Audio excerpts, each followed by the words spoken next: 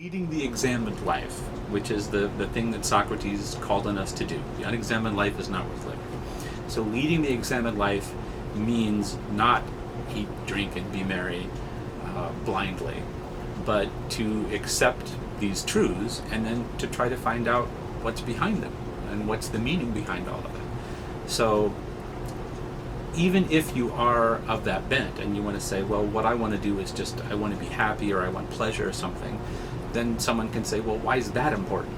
And you have to answer that question. Why is that important? Why is pleasure important? And you've got to have some answer to that. And at some point, you're going to be pushed back against the wall where you have to find the ground of all meaning. And that's going to come back to the meaning of life, which always leads to the meaning of life and death as well. So you can't avoid this sort of question. Can the only things that are meaningful be things that are infinite? It doesn't look like anything's infinite.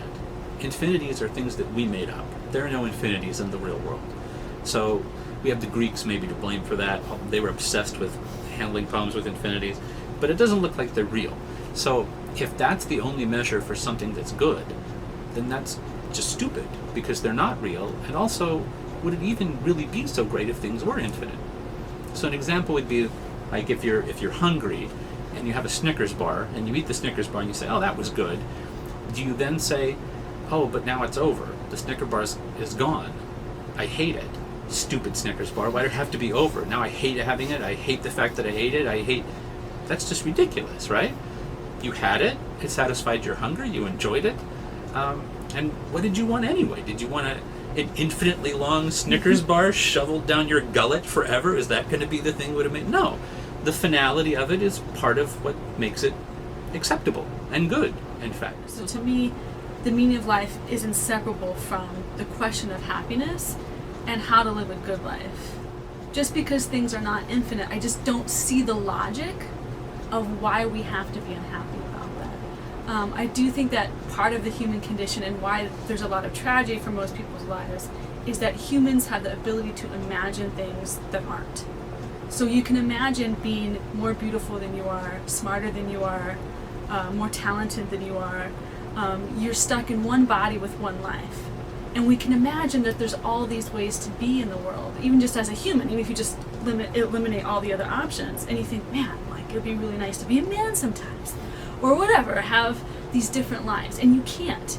And you can imagine, to a certain extent, living longer than you can in real life. And I think that's the tragedy, is that we can imagine these other scenarios that are not possible. When you sit and you meditate and you see that flower next to you, and that flower is living and struggling just as you are, and animals are there with you, and mountains and trees, and all those things are living and dying with you. And I think when you suffer, you forget that, or you think that's not enough. And I think that's incredible hubris and arrogance to demand more. Like, what more could you want out of this life? It is an amazing thing. And even when you suffer, why do you suffer? It's because you care about other things. And it's amazing to care about other things. So if I'm talking to you and I'm saying a sentence like this, and I go on to say the rest of the sentence now, that middle part, it wasn't just that you were experiencing silence. You were experiencing what just happened now. Did he have a stroke? Is it something weird? There was an absence of my voice, but it was experienced as a present lack of talking at that point. And that's a positive experience, an experience of something.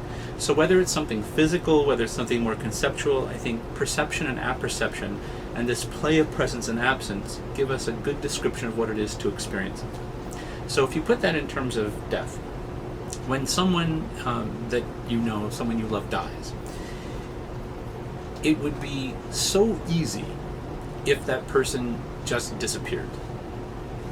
If there just weren't any experiences anymore. Because then it'd just be like your brain is a chalkboard with all the things you experience list, and okay, we just erase that person. No more. There'd be no pain, no suffering, no sadness. But that's not what happens. Because you continue to experience that person, but you experience that person as presently absent.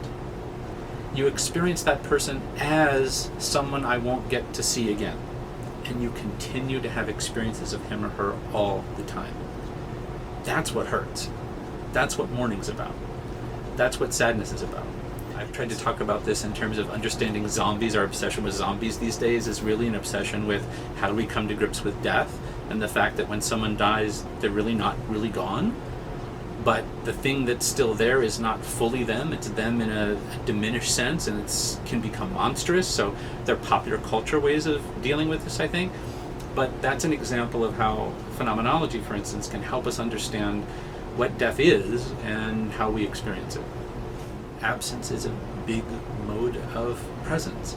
And it's not to say that presence is more important either, because they go together.